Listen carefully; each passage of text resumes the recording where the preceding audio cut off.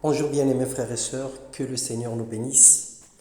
Bienvenue dans notre partage quotidien. Ce matin, la grâce du Seigneur est avec nous.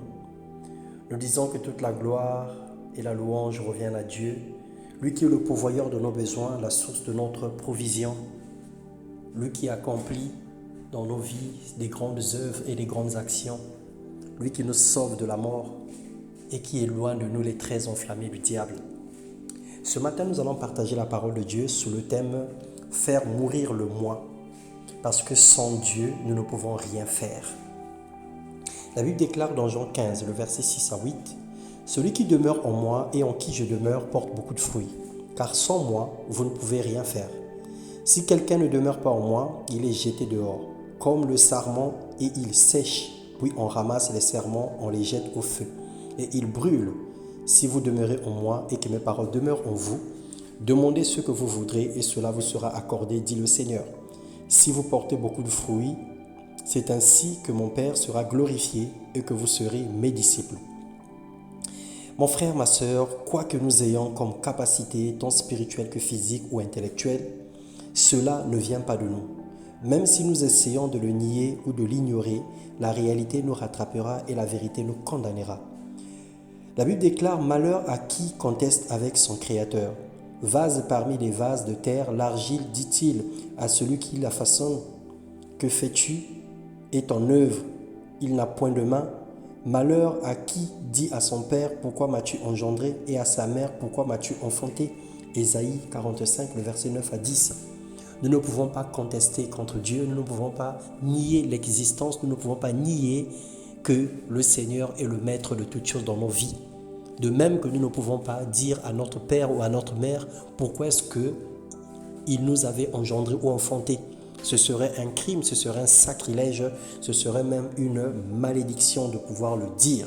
Nous devons apprécier la vie du bon côté. Nous pouvons bénir Dieu pour ce que nous sommes vivants, pour ce que nous sommes des humains. Dieu ne nous a pas créé chien, Dieu ne nous a pas créé manguier ou figuier, mais Dieu nous a créés humains et c'est un privilège d'être créé à l'image de Dieu. Soyons plutôt humbles, dédions notre succès à Dieu, laissons-lui toute la gloire et accordons-lui la première place dans nos vies. Car c'est l'Éternel qui fait mourir et qui fait vivre, il fait descendre au séjour de mort et il fait remonter. L'Éternel appauvrit et il enrichit, il abaisse et il élève. De la poussière, il retire le pauvre, du fumier, il relève l'indigent, pour les faire asseoir avec les grands et il leur donne en partage un trône de gloire. Frères et sœurs, il ne sert donc à rien de vanter ses mérites ou ses capacités, car tout nous vient de Dieu. Le simple fait de reconnaître fait de nous des chrétiens humbles. Sois une personne qui reconnaît la grâce de Dieu dans ta vie. Sois une personne qui reconnaît ou qui dédie à Dieu tout succès dans ta vie. Tout ce qui t'arrive, tout le bien qui t'arrive, toutes les grâces que tu reçois, reconnais que cela vient de Dieu. Reconnais qu'en dehors de Dieu, tu es perdu. En dehors de Dieu, tu n'as pas de vie. L'humilité va t'élever et l'humilité va te qualifier davantage dans les faveurs divines. Ce matin, nous voulons prier le Seigneur en disant « Seigneur, nous prions pour le brisement. Que notre chair puisse se taire et que l'Esprit Saint prenne le contrôle de tout. Loin de nous la très haute opinion, loin de nous l'orgueil, loin de nous l'idée de vouloir se considérer comme étant égal à Dieu. L'idée de vouloir se considérer comme étant supérieur aux autres. Parce que ce que nous avons, nous l'avons obtenu de toi et ce n'est que grâce.